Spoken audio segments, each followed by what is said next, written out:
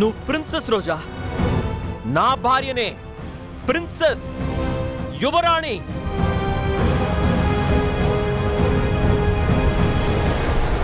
మన రాజగురువు గారే డిక్లేర్ చేశారు. చాలా సంతోషంగా ఉంది గురుగారు. నిజాన్ని చెప్పినందుకు చెప్పలేని ఆనందం కలుగుతుంది.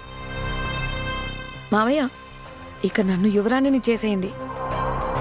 మీకే కదా ఈ బాధ్యతను అప్పగించారు. నా పట్టాభిషేకాన్ని చేసేసి మీకిచ్చిన ఆ రెస్పాన్సిబిలిటీని నెరవేర్చేయండి. అలాగే అమ్మా. రమా, ఎప్పుడు చేద్దామంటావు? విజయదశమి రోజున రాజ సంస్థానానికి ఒక గౌరవం ఉంది కదా హర్ష. ఆ రోజు సంస్థానానికి ఒక ప్రత్యేకమైన రోజు కదా. విజయదశమి రోజు చేస్తే రోజాకి అన్ని విజయాలు కలిసొస్తాయి.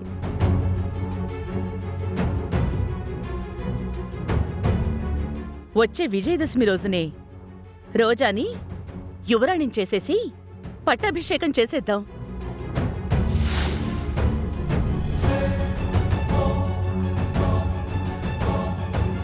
అమ్మా రోజా, మీ అత్తయ్యే చెప్పారు, నీకోకే కదా?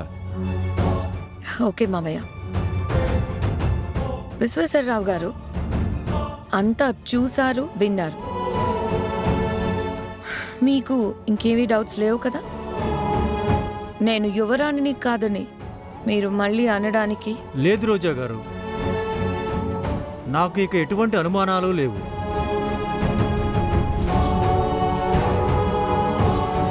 సులోచన గారు, రాజ సంస్థాన ప్రతినిధులుగా మీరు చేయాల్సింది చేయండి. రోజా గారు, ఈ అప్లికేషన్ ఫామ్ మీద యువరాణిగా సంతకం పెట్టండి.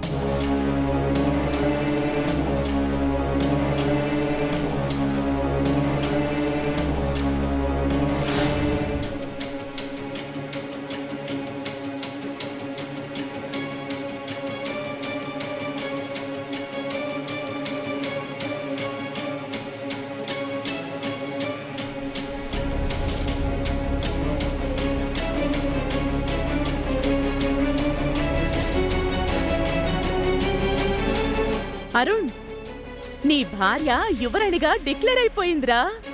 నా కోడలు యువరాణైపోయింది. అందుకే రోజా, నిజాన్ని పిడికిల్లో ఎన్నో రోజులు దాయలేరు అంటారు. ఆ నిజం ఈ రోజు బయటపడింది.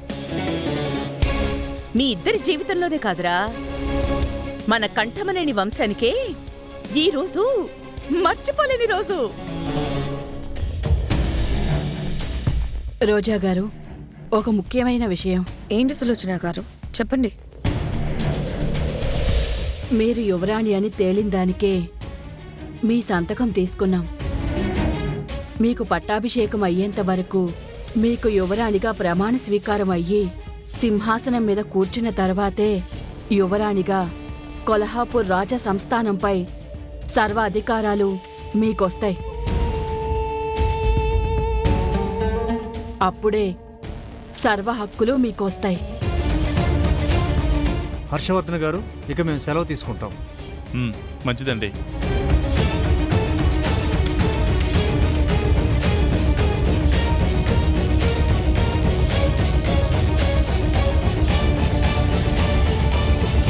ప్రేమ్, చామంతి దగ్గరున్న ఆ రాజమణిహారాన్ని తీసుకుని మీ నాన్నగారికివ్వు.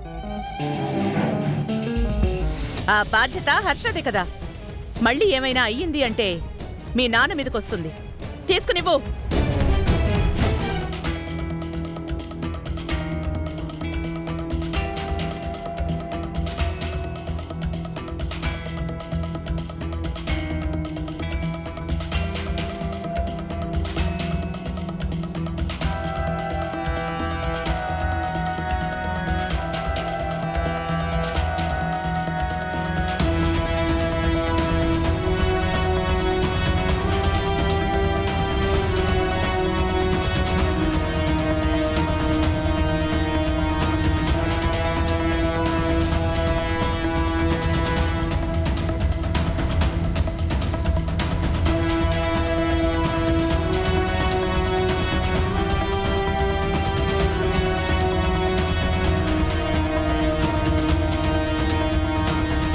హర్షవర్ధన్, నేను వెళ్ళొస్తాను.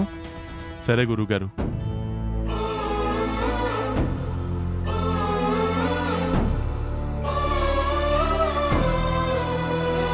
అమ్మ రోజా, నిన్ను చూస్తుంటే ఎంత ఆనందంగా ఉందో. I'm proud of you. నిన్ను యువరాణి కాకుండా చేయడం కోసం ఎవరు ఎన్ని కుట్రలు పన్నినా అన్నింటినీ భగ్నం చేసి యువరాణి నువ్వే అని నిరూపించుకున్నావు. యువరాణి అయ్యాక ఈ సొసైటీలో ఈ రమాదేవికి ఉన్న గౌరవం పెంచి చూపించావు.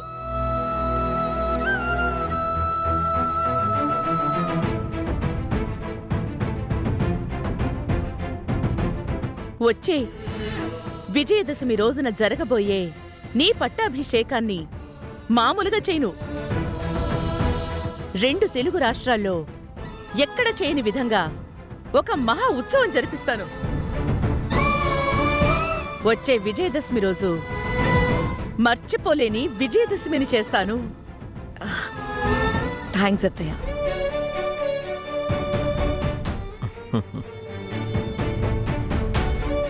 నా వైఫ్ ప్రిన్సెస్ అని నిరూపించావు.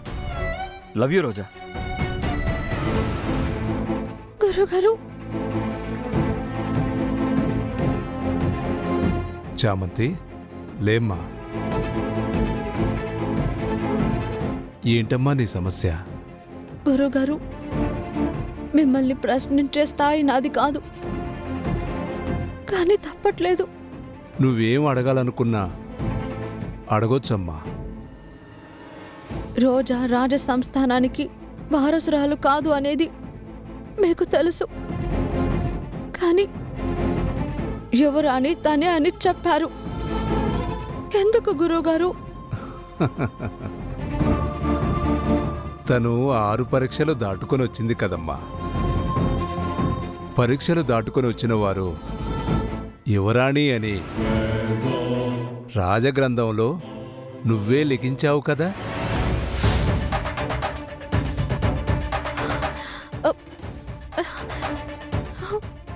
గురుగారు, నేను రాసింది వేరే ఉద్దేశంతో కాదు.